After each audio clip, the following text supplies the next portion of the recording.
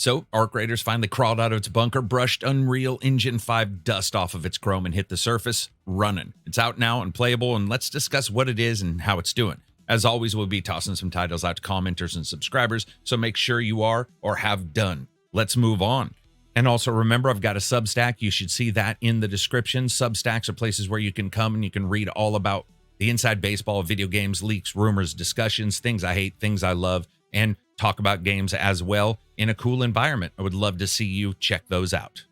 So somehow if you blinked between the time of like the great game awards of 2021 and now, you may not recognize what started life as a shiny co-op third-person shooter and has mutated into a full-blown PvPvE extraction affair, because apparently everybody looked at Escape from Tarkov and said, yeah, I want some of that stress-induced cortisol spike, but make it a little bit more post-apocalyptic. Embark Studios is a group of developers. Many of them are ex-DICE game launchers who decided to get together and make The Finals originally. That was a free-to-play shooter that honestly was surprisingly fun as hell and was the initial building blocks for Arc Raiders, but the DNA has been absolutely changed. Posting some good numbers as well right now. 160,000 people playing, 290,000 cucks on Twitch who like to watch. I'm just kidding. It's also not to be ignored that this is Wednesday, which isn't a hotbed of gamer activity when it comes to available free time, and that's less than 4 to 5 hours into this first launch. Well, what is Arc Raiders? It's an extraction game set in a scrapyard apocalyptic chic design, something that looks a bit Neon Fallout, a bit Bungie, a bit generic shooter, all matched together in a post-apocalyptic layering, and it works. It's about humans hiding underneath in a city and sending out some of their braver numbers to go topside via old bank drive tube delivery systems. Once delivered and up from there, it's all on you and your teammates, if you have them, to dodge murder bots, risk other players, and pray that that Chad over there with the sniper rifle doesn't decide your backpack would look decidedly better on him. And if you die, you guessed it, you lose all your stuff. Them's the breaks. You got to consistently be on the lookout, not only for enemies of the humankind, but also environmental and alien kind. That also means you have to make plans for everything. Do we go down this ladder? Because there might be a shitty-ass handy monitor screen down there, which is apparently super worthwhile in a city like this. But there's also possibly more raiders or arc defenders waiting to annihilate any passerby without any kind of thought. Or do you see somebody from across the way headed towards you, and maybe you pretend you don't see them because you know those enemies are in front of you and waiting inside that bunker, and you decide, let's lead them in. At times, it reminds you of Hunt Showdown in that way, that trinity of salvage enemies and extraction, setting up enemies, being set up by enemies, adjusting, and always watching out for different kinds of enemies and trying to get some of that sweet, sweet loot. You can track what's going on around you, from environmental hazards to indicators that other players are nearby, from awesome audio spheres with some incredible audio prompts to inform anyone who takes the time to listen of what's going on around them. Also, it lets you disguise your voice as a raider with a couple other choices. Also, currently on Steam, it's at an 80.5% SteamDB rating, which is overly positive, with about 179 to 200 negative reviews. That's not bad, especially when you consider that the console players that are jumping in here, well, they aren't reporting on that system at all, and that includes those topped-out numbers. The reason why so many gamers seem to like this one, or like extractions as a whole, is because the setup's usually simple, and here so too. So many extraction games are. A third-person scrapping extraction game, you go topside, you try to grab some garbage before hotfooting it back home. That is at least until you fan out and you find 3 other extra empty spam cans, like some kind of breadcrumb trail that leads you off into a different location. And you think to yourself, I could use those because apparently tin in this world is super useful. And then you end up getting blasted into separate parts by a sentient lawnmower that had spider legs and laser beams. In motion, it's what perfect kinds of chaos can feel like, where half your brain's running ballistics math and the other half screaming, just one more randomly placed light bulb that somehow has been sitting on a rack for what appears to be 30 years, and somehow it's still useful.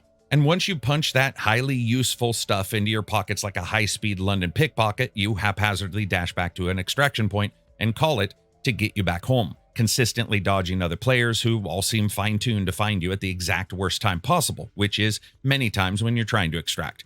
Of course, you can also hunt those trying to get back, or hunt those hunting those who are hunting those who are trying to get back. If you played Hunt Showdown, you actually know the gist, and you know the feeling of how those loops can turn in on one another, because they're built on the original basic loop, but because of the way the game is set up, you can start using an intense amount of strategy and stuff that really isn't explained in the game. It'll be a living, breathing game, and one that changes depending on the geography as well, which I'm going to talk about in a second.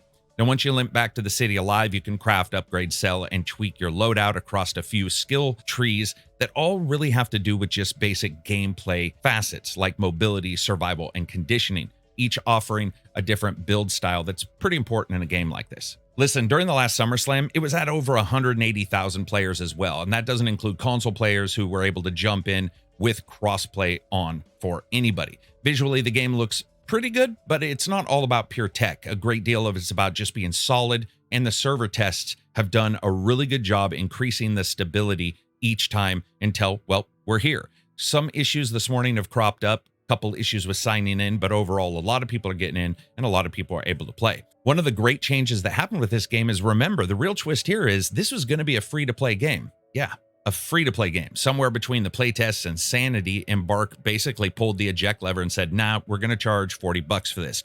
It's a bold move in a genre that practically worships microtransactions, but it makes sense a lot. Now, those are in the game, be aware, but it seems to be fairly sensible. We'll just have to see how the economy feels over a particular time. In many ways, think it a bit like Helldivers. As they were working on this, they also dropped regional prices to keep it fair.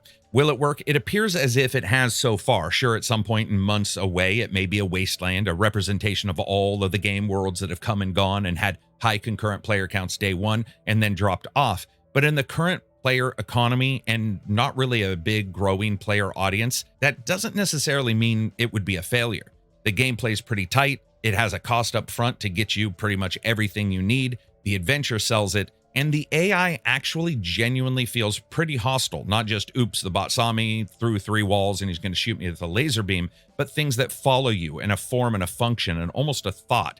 A spider robot that leaps into the air and thunder smashes your small bag of watery meat and instantly ceases your sentience into a pool of blood and goo. That, to me, that rocks. And it's got crossplay, meaning if you don't just want to play on your own platform and you've turned that feature off, you can have that feature on and play against PlayStation, Xbox, and PC randomly. As of yet, no Switch 2 port's been announced. At one time, I did hear that there was a Switch 2 version going around or an idea of it being shopped around, but the lack of development kits and possibly the crossplay features and expectations has turned that rumor into what most rumors turn out to be. Just a YouTuber wanting to make a video and pretending that they heard it from somewhere and from someone at some time. While it's not the first game to do it, one of the best parts of Arc Raiders is the multiple maps as well. Individually, they aren't small or huge. They're sort of a working middle ground, and if you like that kind of thing, it's going to offer a great deal of strategy.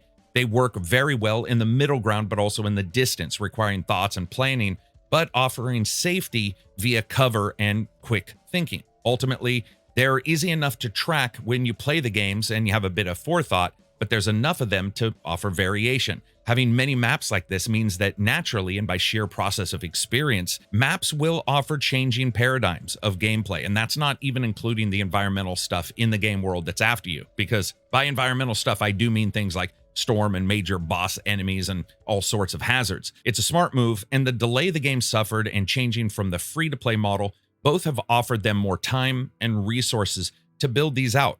And to me, one of the biggest and best changes here are those maps, the ability to have multiple maps, because a lot of games will end up launching with just one, and you'll hear a lot of stories about we're balancing this to be perfect. But after a while, it's a lot of repetition. And that was actually something that was brought up after the last server slam, was that some people were like, yeah, I'd like to see more of these. Yes, you should also be aware the company does use AI. I wanted to point this out because I know people care about this.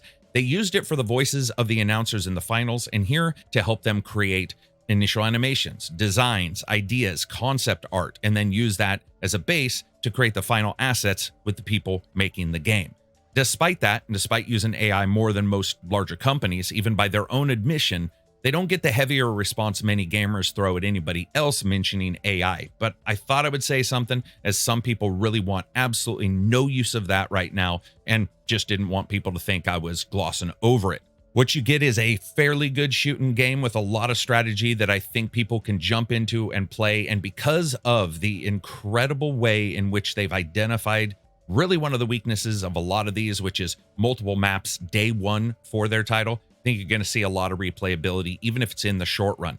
As of this launch week, as I said, 200,000 now players jumping in to play it on the middle of the work week. We'll just have to see where those numbers go in the future. In the end, Arc Raiders is kind of a poster child for glow up through Identity Crisis. It went from co-op nostalgia bait to high stakes PvPvE tension machine, and really against all odds and taking some different tacks in the way they built the game. It actually might still just work if Embark can keep the server stable and the loot worth chasing and enjoyable, and those skills do play out into the way that it seems like they will, with some players really using a great deal of stealth, some using a great deal of survivability, and others taking a middle ground, and watching how that plays out whenever those groups come together and fight. Well, they may pull the rarest raid of all, a redemption raid. I'd like to know what you guys think and what you guys are enjoying if you're playing the game. Tell me a story about any of the experiences you've had. Tell me about your experiences with the last server slam that they did. And remember, we're giving away codes. We always give away something in the comments sections and that thing. So give it a like, leave a comment, spread the word. Peace out. Remember, you can always check out the Substack at ACG Reviews on Substack, where I talk about more behind the scenes, video game data, information, funny stories, what have you. Peace out and enjoy the rest of your week.